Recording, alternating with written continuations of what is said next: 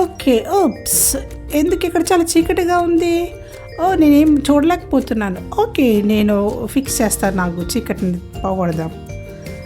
ఓహ్! ఇక్కడ చాలా బాగుంది. ఇప్పుడు లైట్ వచ్చింది. Thank you mummy. కదా, లైట్ రాగానే ఎంత వెలుగొచ్చింది. అవును, లైట్ చాలా మనకు ముఖ్యమైంది. చీకటిని పోగొడుతుంది. అవును, లైట్ ఉండడం అనేది మనకు చాలా మంచిది. బైబిల్లో మనము లోకానికి వెలుగుగా ఉన్నామని కూడా చెబుతూ ఉంది. యేసుక్రీస్తు మనల్ని బలపరుస్తున్నాడు. అయితే మనము ఈ లోకానికి ఉప్పుగా ఉన్నాము. అవును, ఉప్పు కూడా చాలా ముఖ్యమైంది. ఉప్పుకి ఒక మంచి స్వస్థపరిచే గుణం ఉందని తెలుసా మీకు? మనము గొంతు నొప్పిగా ఉన్నప్పుడు కూడా సాల్ట్ వేసి గాగులు చేస్తాం కదా, అలాగే సాల్ట్ ఆ ఫుడ్ను కూడా అది భద్రపరుస్తూ ఉంటుంది. ఇంకా చీజ్లో కానీ, పిజ్జస్లో కానీ, వెజిటబుల్స్లో కానీ ఈ యొక్క ఉప్పుని వేస్తారు, సాల్ట్ ఫ్లేవర్స్ని. అవును, నేను నా యొక్క లంచ్ బాక్స్లో ఉప్పు లేకుండా నేను ఇమాజిన్ చేయలేను. చూడు, ఇందులో కూడా ఉప్పు లేకపోతే టేస్ట్ ఉండదు. అవును, ఉప్పు లేకపోతే టేస్ట్ ఉండదు. యేసుక్రీస్తు ఉప్పుగాను వెలుగుగాను ఈ లోకంలో మన కొరకున్నాడు. ఉప్పు ఏ రీతిగా గుణపరుస్తుందో, మనల్ని పాపం నుంచి విడిపించి ఉన్నాడు ఆయన. మన యొక్క మాటలు, గుణగణాలు, మన యొక్క నడవడికలు ఆయన ప్రతిదీ కూడా గమనిస్తూ మనల్ని ఇతరులకు దీవెనకరంగా ఉండడానికి పిలిచాడు. దేవుడు మహిమపరచబడతాడు. ఓకే, మేము ఈరోజు ప్రజలందరూ కూడా దేవుళ్ళు ఏమయ్యామో నేర్చుకోవాలని ఆశపడుతూ ఉన్నాము. యేసు ఎలా వెలుగ్గా ఉన్నాడో మనం కూడా వెలుగ్గా ఉండొచ్చు. ఎలా ఉంటాము? అవును, ఈరోజు క్రొత్త సిరీస్ సాల్ట్ అండ్ లైట్లో కూడా మనం అనేక విషయాలు నేర్చుకోబోతూ ఉన్నాము. సాల్ట్, ఓకే, వెళ్దామా? ఉప్పుగాను వెలుగుగాను ఉండాలంటే మనము సహనంతో ఉండాలి. ఇప్పుడు యాక్షన్ చూద్దామా సహనానికి? నాతో పాటు చెప్పండి, నేను కూడా సహనంతో ఉండగలను. ఇప్పుడు సహనం అంటే ఏంటి? సహనము డిక్షనరీలో చూసినట్లయితే సహనము చాలా కష్టతరమైన పరిస్థితులు గుండా వెళ్తున్నప్పుడు కోపం రాకుండా చూసుకోవడమే సహనం. తెలుసా, ఇంత సహనం కలిగిన వారు మీకు ఎవరైనా స్నేహితులు ఉన్నారా? అవును, సహనము కలిగిన వారు మంచిగా వినేవారు అయి ఉంటారు, ఇంకొకరిని అర్థం చేసుకుంటారు, సమస్య రాకుండా చూసుకుంటారు. సో ఏంటి సహనానికి వ్యతిరేకమైన పదము? సహనము మనలో లేనప్పుడు అసహనం వచ్చేస్తుంది. వాళ్ళు చాలా క్యూలో వెయిట్ చేయలేరు, ఇంకా చాలా సమస్యలు తీసుకొస్తూ ఉంటారు. ఇంకొకరు పనిలో వాళ్ళు తొందరగా ఇంకొకరికంటే వెళ్ళిపోవాలని చూస్తూ ఉంటారు. దేవుని దగ్గర కూడా వాళ్ళు సమాధానం కోసం వెయిట్ చేయరు. సో నేను కూడా అనేక మార్లు అలా ఉండేదాన్ని. కానీ చాలాసార్లు నన్ను చెక్ చేసుకున్నప్పుడు, ఓ దేవా, నాకు సహనం లేదు, చెయ్యి అని దేవుని శోధించేదాన్ని. కానీ వాక్యం నన్ను నేర్పించింది. కొలస్సీ 1:11 పరిపూర్ణమైనటువంటి ఓర్పు, నిరీక్షణ, క్రీస్తునందు విశ్వాసంలో బలపరచబడతాము, ఏ సమస్యలను ఎదుర్కొంటామని వాక్యంలో చెప్పినట్లు నేను నేర్చుకున్నాను. ఓకే, మనము సహనము కలిగిన వారమై వ్యక్తిగతంగా బలాన్ని పొందుకుందాము. సహనంతో ఉండి శక్తి పొందుకుందాం. ఓకే, ప్రజలు మనలను యేసయ్య లేకుండా చూస్తే అసహనంతో ఉంటాము. ఓకే, జనాలకి ఏ రకమైనటువంటి వ్యత్యాసం కనపడదు. యేసయ్య మనతో ఉన్నప్పుడు సహనం కలిగి ఉంటాము. నా జీవితంలో ఏ రీతిగా ఒక మార్పును జనాలు చూశారో మీ జీవితంలో కూడా దేవుడు ఆ మార్పును తీసుకురాగలడు. 20 ఏళ్ళుగా నేను నా జీవితంలో యేసయ్యను కలిగి ప్రార్థన ద్వారా సహనంతో ముందుకు వెళ్తూ ఉన్నాను. నాకు ఒక సంఘటన గుర్తొస్తుంది.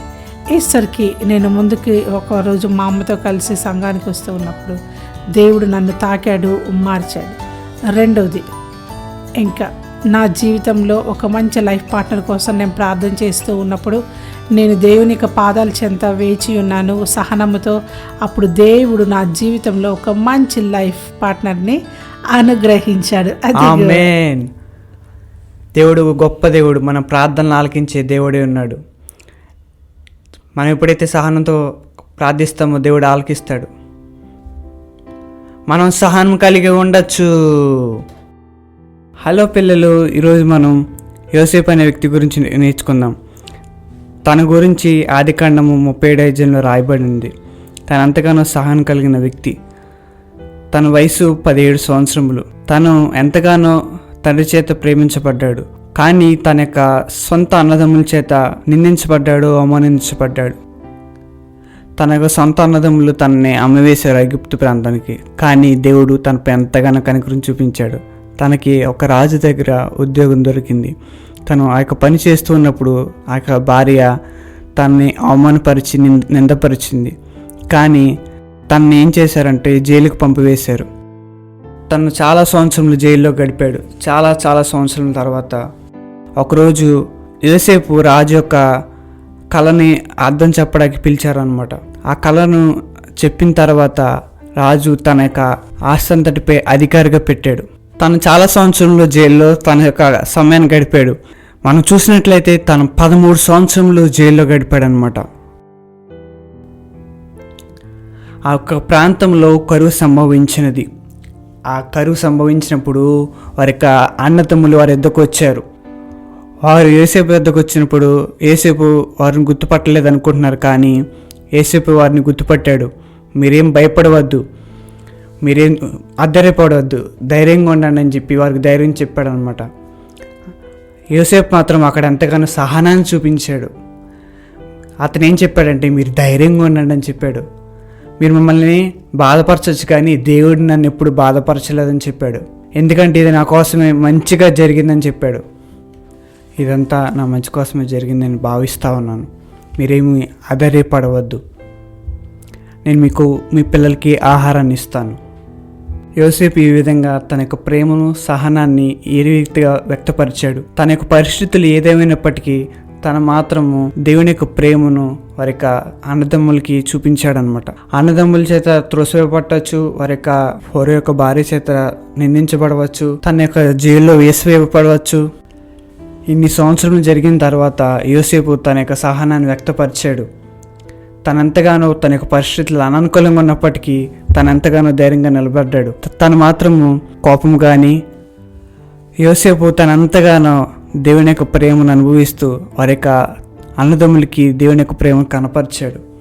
ఎంత పరిస్థితులు అననుకూలంగా ఉన్నప్పటికీ తనంతగానో తన యొక్క స్నేహితులకు, తన యొక్క రక్త సంబంధాలకు దేవుని ప్రేమను వ్యక్తపరిచాడు. మనం కూడా యోసేపు వలె సహనం కలిగి ఉందాం. చాలా పరిస్థితుల్లో మనకి సహనం అనేది చాలా అవసరత ఉన్నది.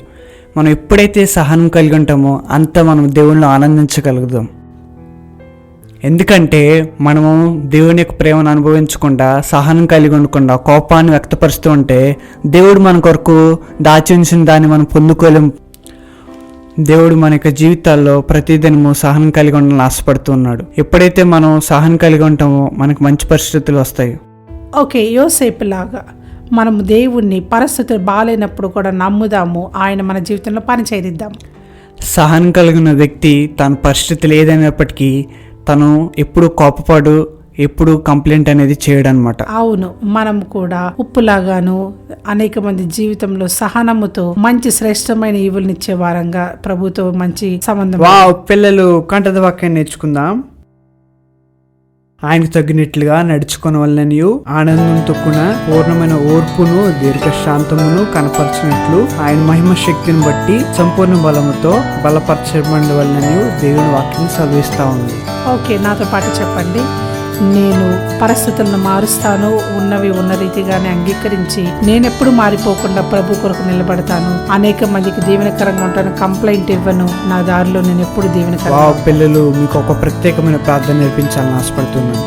ఆ ప్రార్థన పేరు సెటర్నిటీ ప్రేయర్. సెటర్నిటీ ప్రేయర్ అనగా శాంతి మరియు నిశ్శబ్దము. ఈ ప్రార్థన అనేది చాలా ఉపయోగకరమైనది. ఈ ప్రార్థన మనకు ఎలా సహాయపడుతుందంటే దేవుని యొక్క శక్తి మీద ఆధారపడటకు, అంతమంతమే కాకుండా మనకు పరిస్థితులు బాగున్నప్పుడు దేవుడి మీద ఆధారపడటకు ఈ ప్రార్థన ఎంతగానో ఉపయోగపడుతుంది. సో మనందరం కలిసి ఈ ప్రార్థన చేద్దామా? నాతో కలిసి ప్రార్థన చేయండి. ప్రేమని ప్రభువా, శాంతి లేని నా యొక్క పరిస్థితుల్లో నీ యొక్క ధైర్యాన్ని, నీ యొక్క జ్ఞానాన్ని నాకు దయచేయండి. యేసు పరిశుద్ధ పేట అడుగుచున్నాను తండ్రి. ఆమేన్, ఆమేన్, ఆమేన్, ఆమేన్, ఆమేన్. మంచిది పిల్లలు, దేవుని పైన విశ్వాసం ఉంచి ముందుకు నడిచిద్దాం, సహనం కలిగి ముందుకు వెళ్దాం. థ్యాంక్ యూ వాచ్ చేసినందుకు. పిల్లలు మనం సహనం సహనం. కలిగి ఉండి ప్రాక్టీస్ చేద్దాం. మరలా మరి ఒక వీడియోలో కలుసుకుందాం. ఇదే సమయంలో ఇదే ఒక ఛానల్లో కలుసుకుందాం. అంతవరకు బాయ్ చూద్దాం. బాయ్.